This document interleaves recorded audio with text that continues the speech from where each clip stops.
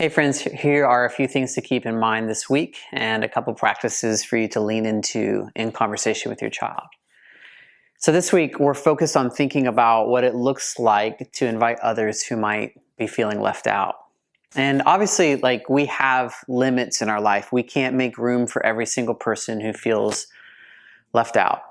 But I wonder if there are practices in the life of your family around hospitality that could include some people that you normally wouldn't think to include. Are there neighbors that maybe are really different from you, or maybe they're neighbors that nobody really seems to be able to get to know? And living our life in a way that intentionally includes people who might be feeling left out, this can actually be really hard. It can be really challenging work because we have our rhythms, we have the people we love to be with. But one of the ways that kids learn how to do hard things is by watching their parents do hard things. And so I wonder if this week, or perhaps sometime in the next few weeks, you could have some conversation with your child around how you yourself are trying to lean into this work of welcoming people who might be feeling left out.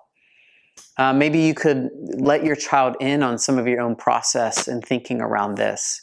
Why is that hard for you, for example? When we share with our children the times that we're choosing to love in the midst of hard things, this helps place them in a narrative among people who are willing to lean into the uncomfortable things.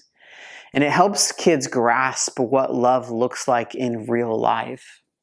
And so this week, I want to encourage you to spend some time at bedtime helping your child review the day.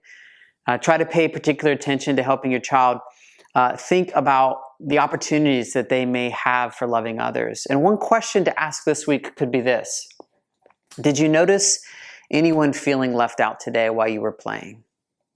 And the goal is to nurture awareness of the need to include others and awareness for being on the lookout for the times when people might be feeling left out or on the margins. And one of the things that you could consider leaning into related to this work is to begin to strike up some conversation with your child around racial minorities in their school, or people in your child's life who might be a religious minority. Are there students at your child's school, for example, that might practice a different religion than the majority of the kids? I suspect they feel on the margins. And what is the racial makeup of your child's school?